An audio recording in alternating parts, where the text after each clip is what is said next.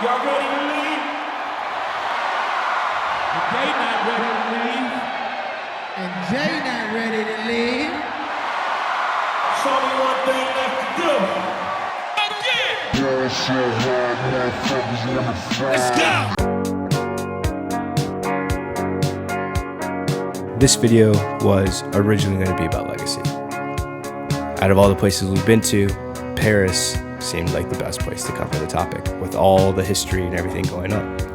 You have the large palaces, you have skeletons underground, you have a large radio antenna that's now an attraction for everyone.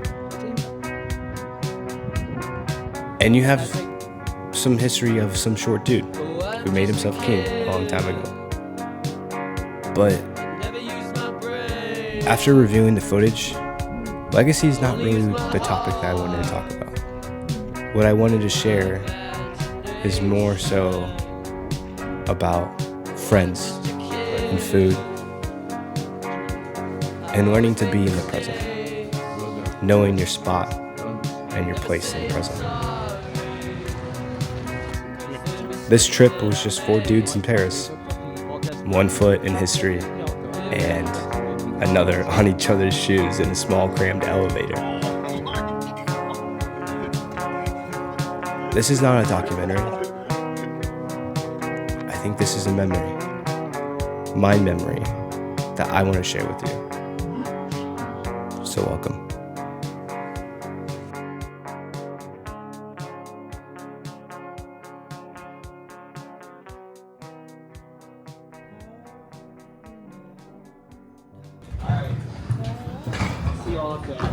I'm a walk.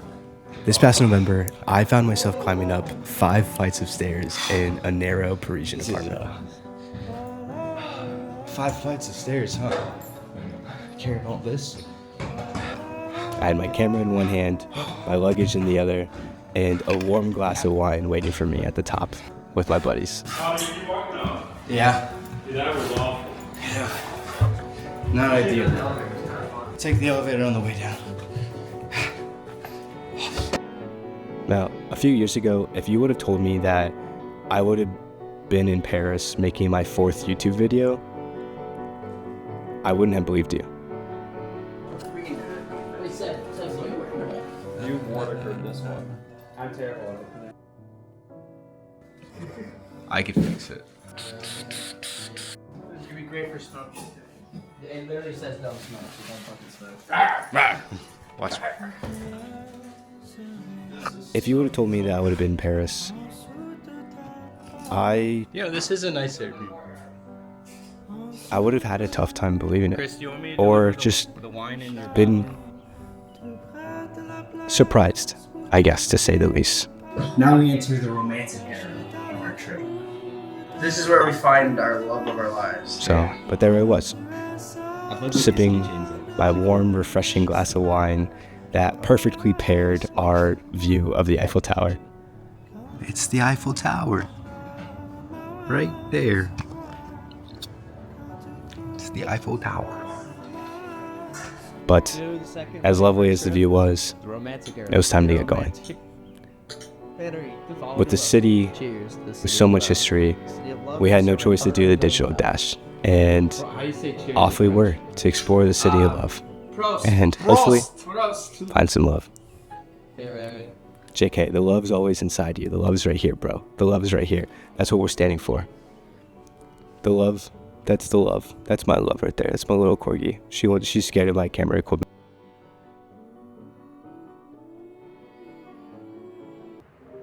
I feel as if there are 4 types of moments that make me feel most present. And 3 of them I was fortunate enough to experience in Paris. These moments that ground me, they remind me that I'm a living part of my environment, and they help me connect with something much larger than myself. These moments that make me feel alive typically consist of intense hikes or some physical challenge to get my heart beating. I don't think I did any of that in Paris. The cold, because nothing slaps the shit out of you and reminds you that you're alive than the cold. And laughter. laughter with just those you care, or a friendly face, and just being able to just have a jolly good time. In the Louvre. Who's in Paris? Me and my homies are in Paris. Oh, You better delete that. 25 years, so I'm like the head of Secretary of Defense. I'm gonna get a video in the mail, and it's just gonna be that clip. and lastly, I think the last moment that makes me feel most present are moments of stillness, where it seems like the world just stops,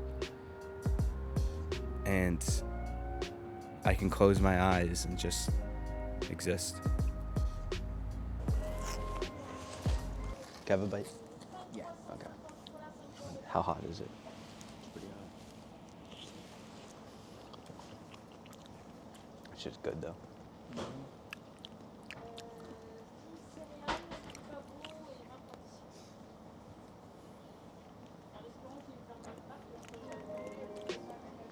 You like it?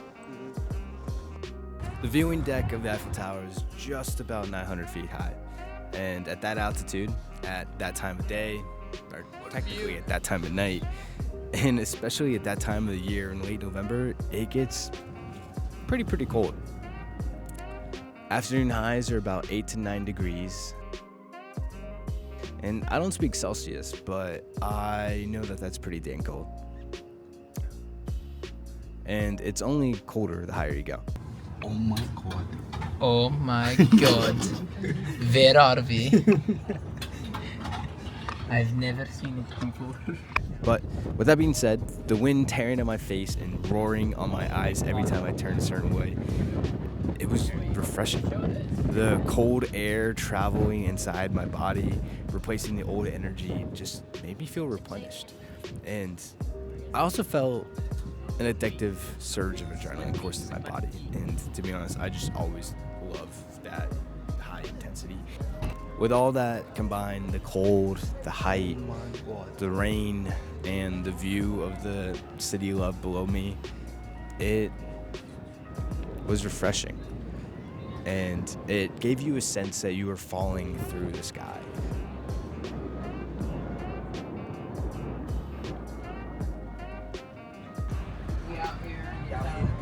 We in the stairs.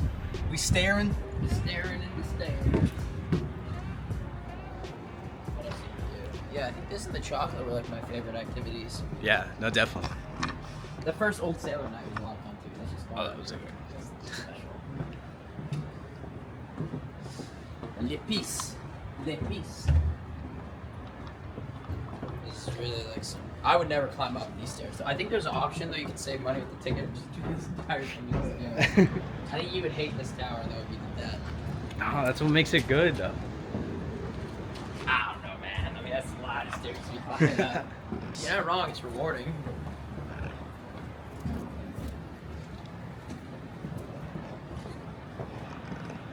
This is actually a cool way to go down because you can see like all the city. architecture in the city. Yeah. Yeah. Just gotta make sure you hold on to the rail and don't Are you holding bust on your to shit. it? Yeah. Oh, okay, I'm not. Just in My case. hands are cold, so I have. I'm surprised they say watch out for pickpockets up there. Ain't nobody getting pickpocketed in the stairwell though. Ain't nobody getting pickpocketed. Yeah, I know nothing happened to us in the train station, but I've heard that train station, like I was reading on Reddit, is really bad. That one Yeah. specifically.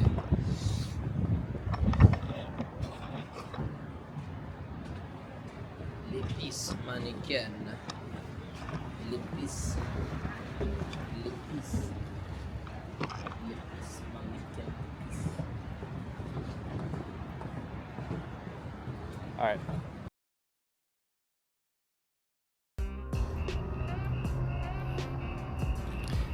The second moment I felt most alive was in the catacombs. So while standing on top of the Eiffel Tower had my heart pumping and beating, the catacombs really slowed everything down. Almost as if the never-ending stairwell was taking me into the snapshot into the past. It was like a loading screen. The damp air, the dim light, and then the silence, the eeriness of no noise, no movement, just a light in front of you and behind you, and especially when you get far away from the people, the group. It ends up just being me and the thousands buried beside me, being Lord knows how many meters underground and surrounded by thousands of bones and dead bodies, people who've once lived and roamed the streets, now in their final resting place.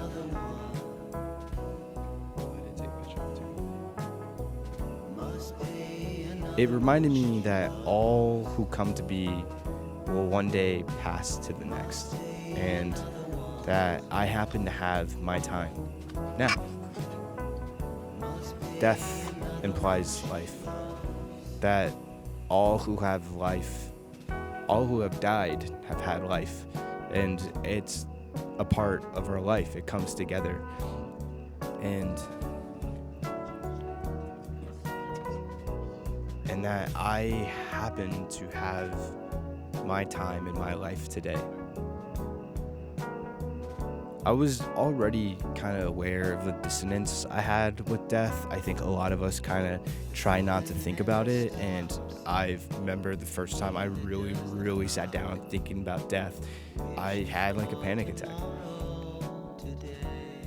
I forgot that I'm not only here for such a quantifiably small, minuscule part of existence, a snapshot, essentially, but I will one day join those around me, and we all will.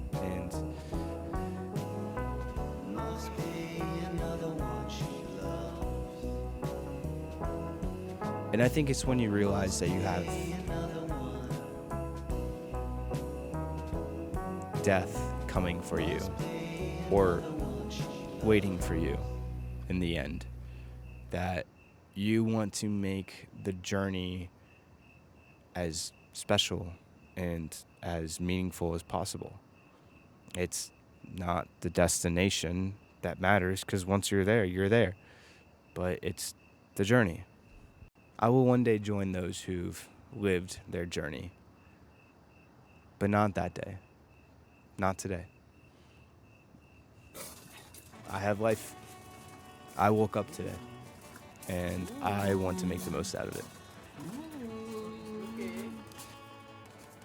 So, in a similar manner to the catacombs, Napoleon's tomb also made me aware of my presence, with mortality being the common link between the two. The dead people in the catacombs, R.I.P., and Napoleon, who, by my understanding, and my understanding is very limited, is both revered as a hero and a villain by the French or others. I'm not too sure. Let me fact check that later. But in Napoleon's tomb, I really reflected about the existence of my character. Hero, villain, Napoleon. Who is he? What impression did he leave? And what impression will I leave? How will I be remembered by those who follow me? In other words, what the original topic of this video was supposed to be, what would my legacy be? I'm often curious about how I am seen in this world, and truthfully, I let the beliefs of others change how I live about my life. Now, luckily, I am getting better at this. I remind myself that my thoughts, my anxieties, my fears, all of these are mostly self-imposed, and it's all in my head, and that in reality, I am okay. I've been using this knowledge to help me live a life that fulfills me, and not be afraid to live in the moment, and not let some fake story that I hear in my head convince me to not live the life that I want to live. I think in the end, that is what will scare me most, is that I live a life based on other decisions and other choices, and I let that life hold me and restrain me. And I think I know that that isn't what I should do. You see, Napoleon is dead, and here we're just looking at another dude's coffin. Does he truly care what others think? Even when he was alive. And he got me thinking. If he didn't care, if he didn't let the thoughts and beliefs of others limit him, then why should I? Wait, one more time. Yeah! Yeah. Yeah!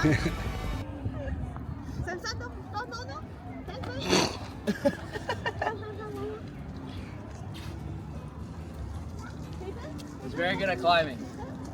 And then there's laughter. The other moment that makes me feel most present. Laughter is the bonding, soul-warming kind that you share with people you love. And seeing my friends truly happy is honestly what makes me happy. I get sad when those I care for are sad. I worry when those I care for are worried, but I'm happy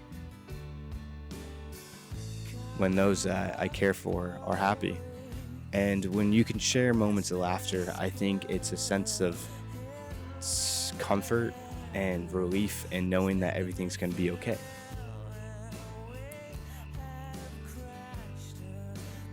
So seeing my friends truly happy has always brought me happiness, and it's always brought me a smile that's not only on my face but deep inside.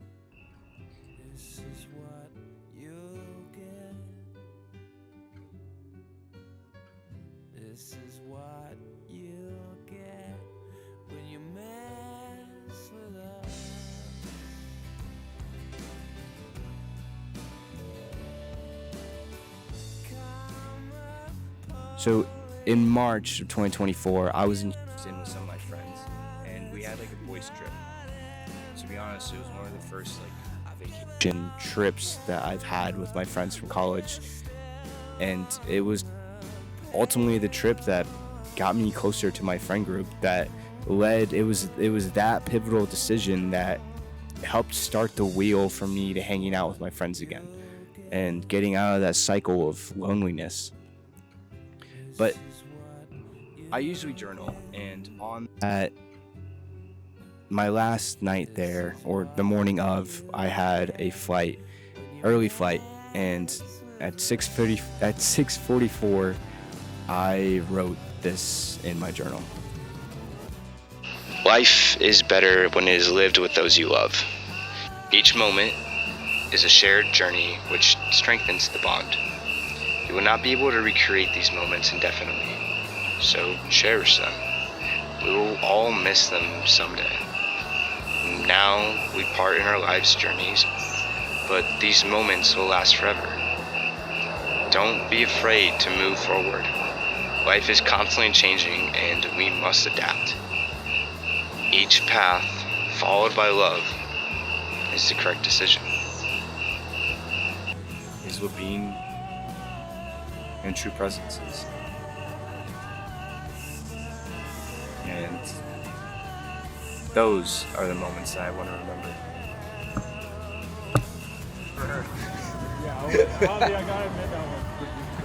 Okay, so Yeah, but I don't live in a restaurant. Oh, I guess if you were saying for us, then I can kind of see that. But you didn't even go to pick up your own food. yeah, I know. I went. Yeah, we were.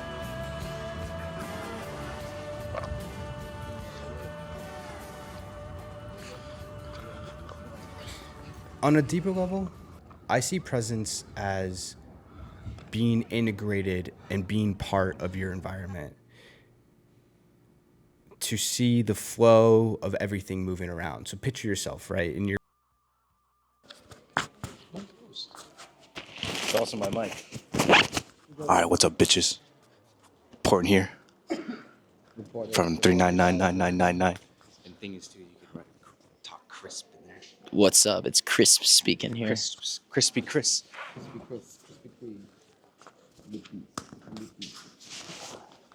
All right, so welcome to my crib.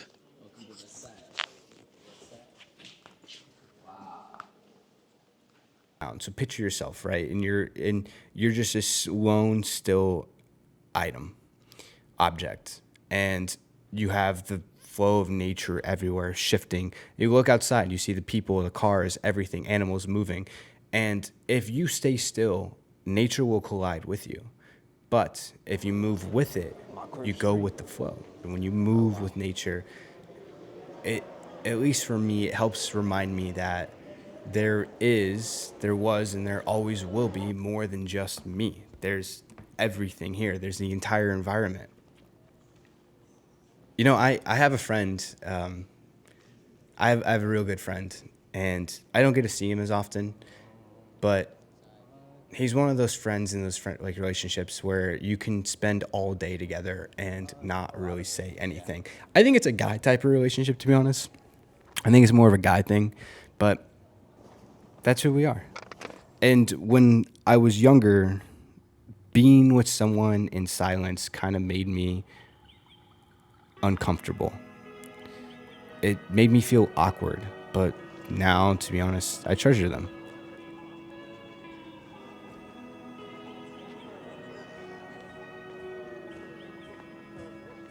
And now, when I get to see my friend,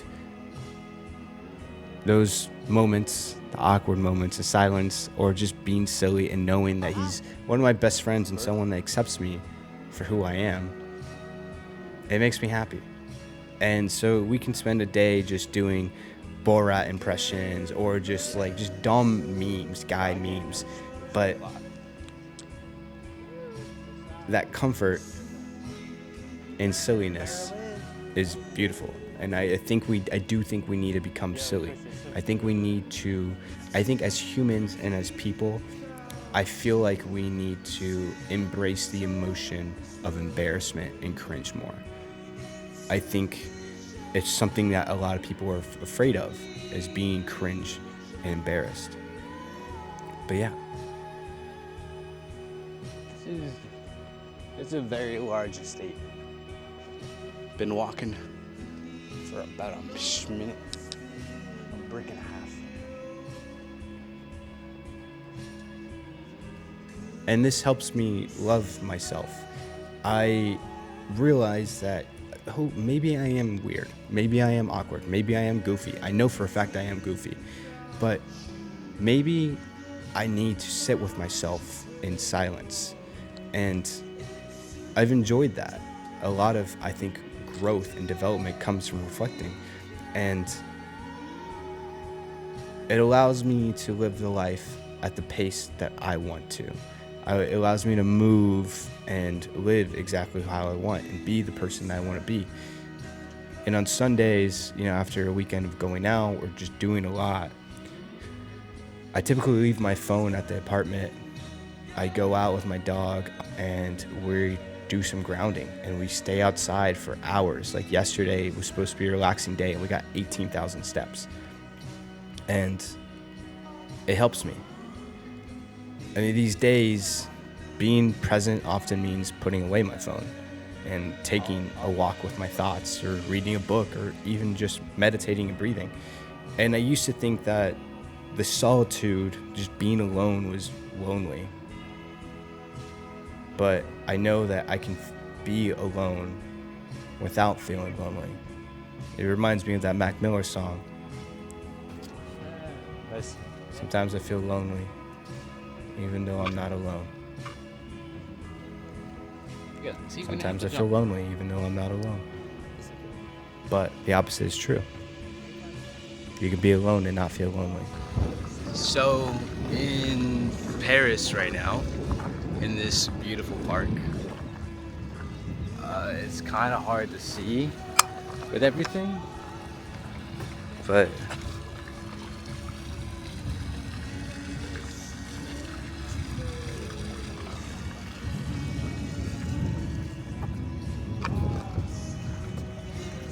it's kind of hard to see everything, but this park it's beautiful.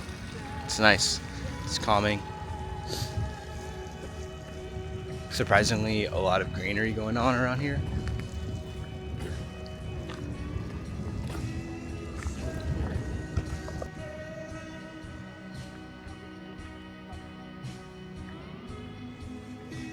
I might have been lonelier before, but I think it's just because I was uncomfortable with spending time being alone. And I think that's something that we all need to do, especially in this day and age with technology and everything around us. It's very overwhelming and overstimulating. You know, when we're truly alone, or when I'm with my dog, I remember that I carry all the parts of me, not just who I think I am. I carry the inner child, I carry responsible adult, I carry what I call the active doer. In one of my journal entries, I call these the hands. The hands. I'm the hands. My hands are the actions. The thoughts I have up here, but ultimately, maybe I am just the hands. I am the tool for everything else in me to live. But I'm not just the hands. I'm everything. I'm all of it combined together, and so are you. And so ultimately, we have the decision. We have the last decision of what we do.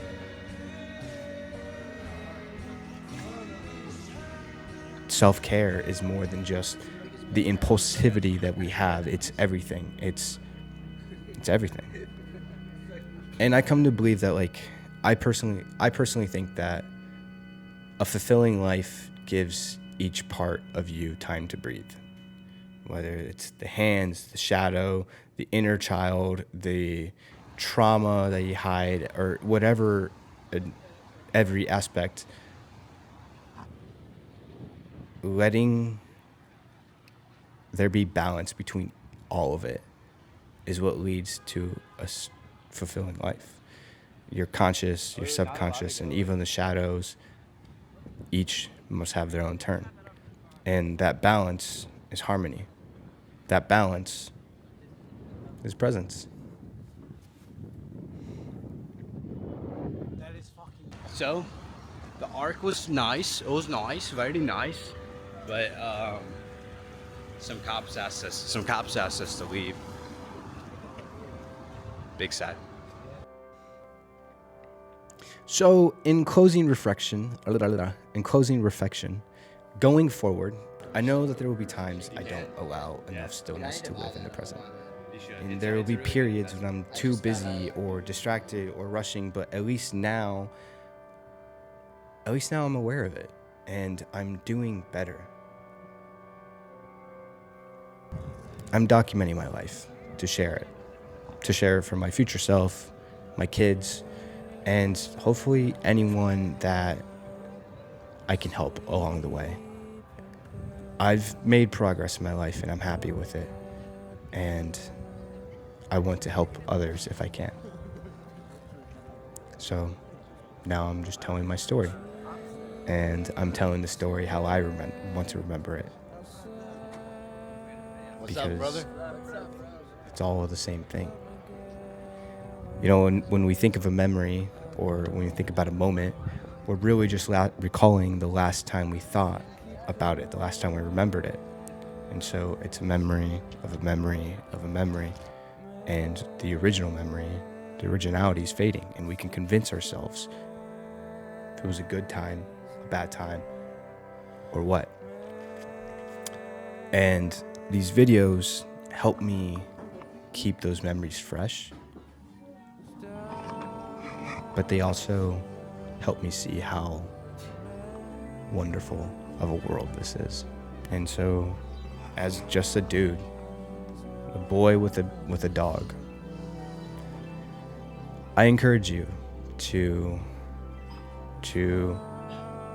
talk to yourself, talk to someone new, and go out there and just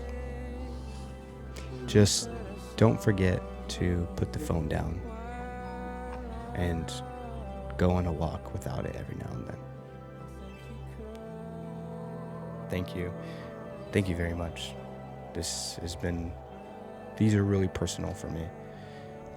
And it makes me happy knowing that my friends, my family, or even my new friends on the internet see this. And if I can help you, if I can help anyone,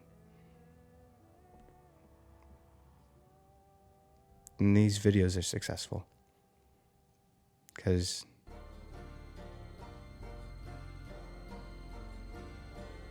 at the end of the day, I think I just want to help people.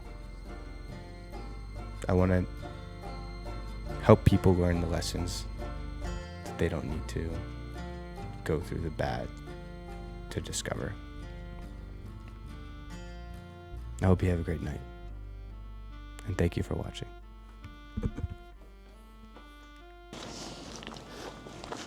It's so pretty out here, though, man. It is pretty. Dude, like these last 2 weeks, dude, we have seen so much stuff. It's insane. Balls to the wall. This will be a trip we never forget. Then we have to go back to our regular lives. But it's been like a movie, bro. I'm afraid to look at my credit card bill, though.